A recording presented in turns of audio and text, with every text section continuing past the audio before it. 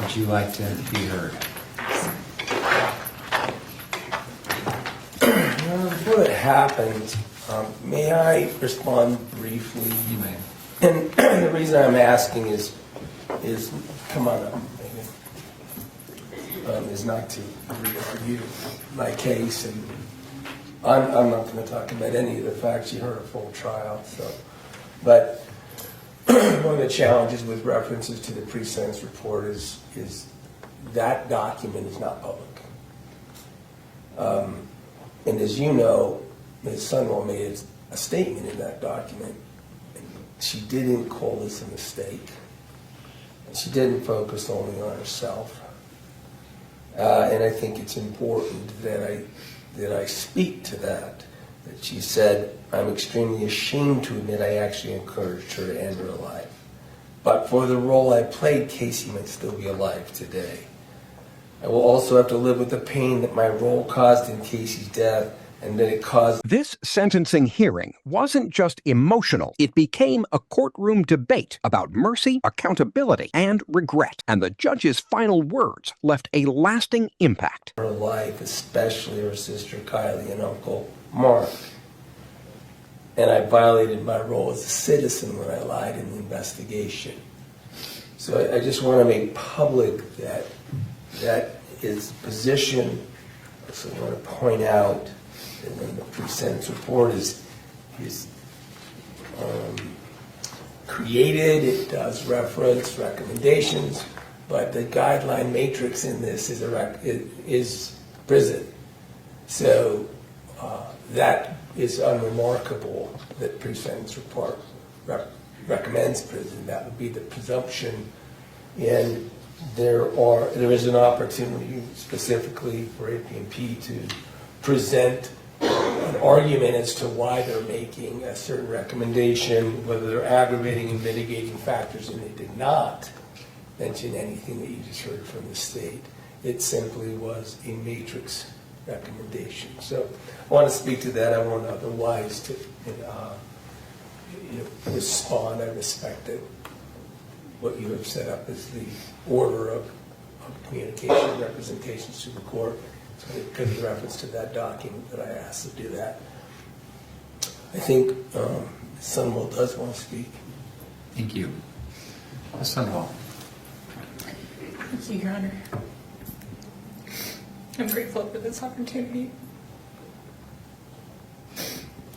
in open court to apologize, especially to Casey's family for what happened. As I said in my statement, if it wasn't for my role, Casey likely would still be alive. She was loved by so many, I think even more than she realized. Friends, family, co-workers, associates. And that her death hurt a lot of people. My role hurt a lot of people. And that includes my family and my son as well, of course. But whether I believed that she was suffering so immensely or not, encouraging her and supporting her in committing suicide was morally wrong. And I'm so sorry. I know these are just words and they can't bring her back, but I am truly so sorry for the role that I played in her death. I wish I could take it back. I'm just so sorry. We got to put in the court. Thank you.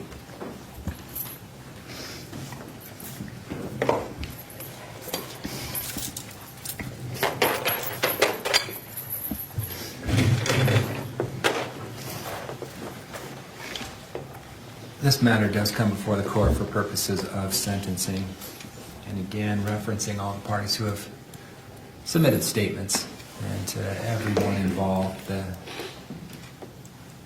The defense attorney avoids arguing the trial itself. Instead, he focuses on something far more important at sentencing: remorse. Because once guilt is decided, character becomes everything. The gravity of the decision that I have to make in something like this is not lost on me. And the effects on all involved are just profoundly immense. I understand that. I want to talk a little bit about what I've read in some of the statements and what is contained in the pre-sentence report. First off, I want to single out a statement that Mr. Williams did from Casey's uncle, Mr. Farnsworth. He testified at trial. He was on the stand for quite a bit, and he was very familiar with the situation and lived in the same house with Casey. Mr. Farnsworth, I want to tell you I appreciate your understanding of our system and how it works. And in particular, I appreciate the empathy you've shown toward Ms. Sunwall's family, while acknowledging your own family's continued suffering. Those are not statements I see every day. So, thank you. Also from the statements, it's clear that Ms. Sunwall, you are supported by many, many, many people. It's only going to help you moving forward. In trial, we were shown an exhibit that was a photo that was next to Casey's pillow. And it appeared to be a picture of you and Casey. And on the frame, it said best friends, or something to that extent. I'm not sure how a person gets to the point that you did with your best friend. From the evidence in trial, it really appeared to be an extremely dysfunctional relationship. And in reading the countless texts with talk of death and life insurance and suicide, and many of those texts that you received from Casey, being a trained nurse, even in context, would... Then, the defendant speaks directly to the court. She admits her actions played a role in Casey's death and says she will carry that shame forever. would be just considered unbelievable. I want to talk now about something I also don't see that often in this courtroom, in this kind of setting. In every pre-sentence report that's prepared, the defendant is given a chance to write a statement. And Ms. Sunwall, I want to read some of yours so everybody can hear. And your attorney's already alluded to or read some of those statements. But I want to read some of your statements. You specifically wrote, "Because I believe she was suffering so immensely, I did not discourage her from ending her own life. In fact, I am extremely ashamed to admit that I actually encouraged her to end her life. I have spent countless hours pondering on how I could have allowed myself to lose sight of my own beliefs, how I allowed myself to stray so far from the very core of my being, my principles, my character. But for the role I played, Casey might still be alive today. I will have to live with that shame, the absolute regret, the overwhelming remorse at my role every day, every hour, every minute, every second for the rest of my life. Even more than that, I will also have to live with the pain that my role in Casey's death caused all the people in her life, especially her sister Kylie and her uncle Mark."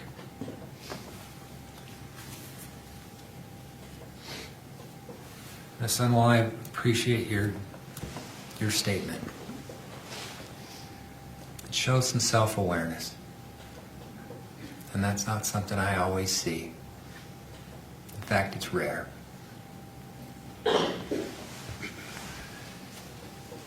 Hopefully, this statement will will help you in the future moving forward and help Casey's family moving forward. Up to the point of Casey's death, you, from what I've read, you appeared to live a life of service to others. Dedicated service to others. And in your statement, you indicated you don't know how you lost sight of that. And that is extremely sad and unfortunate. The judge listens carefully, then reads parts of her written statement aloud. Not just legal admissions, emotional ones. The kind of honesty judges say they rarely hear. The balance in a matter like this between justice and mercy is a delicate one. It really is.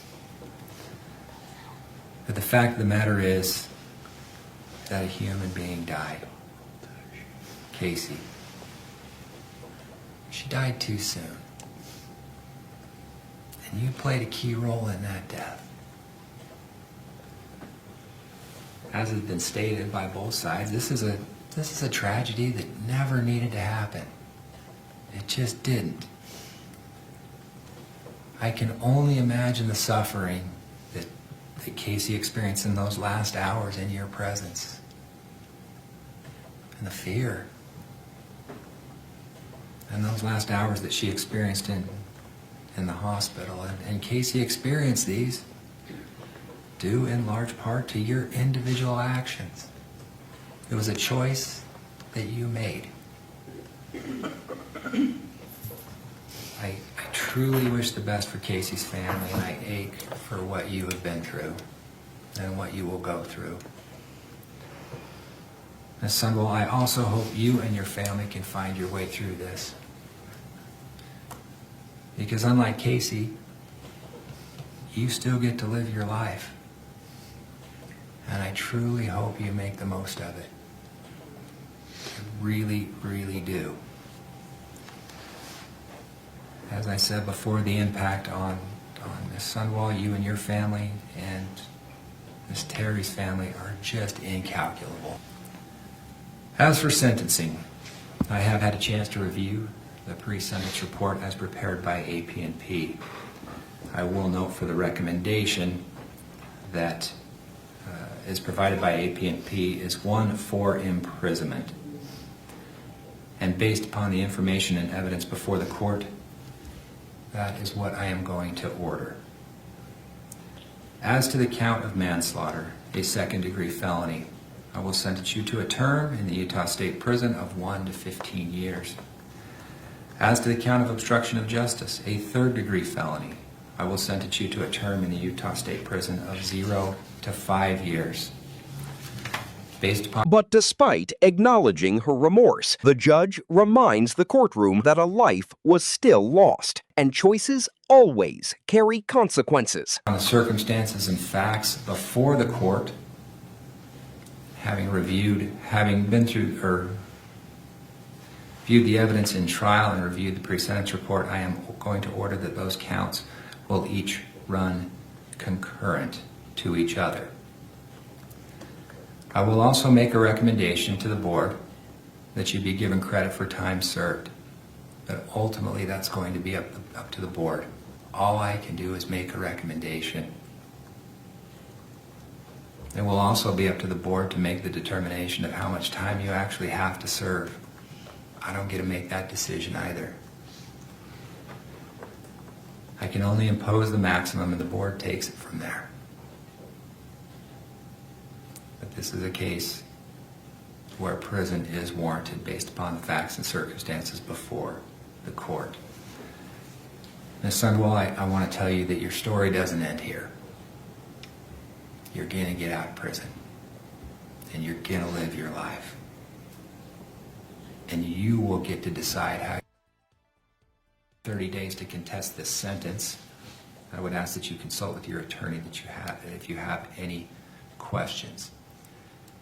The state has requested a hearing regarding restitution. Counsel, how much time do we need? Probably just a few weeks. Did you say how many weeks? Just a few weeks, or whatever is convenient for Mr. Williams' schedule.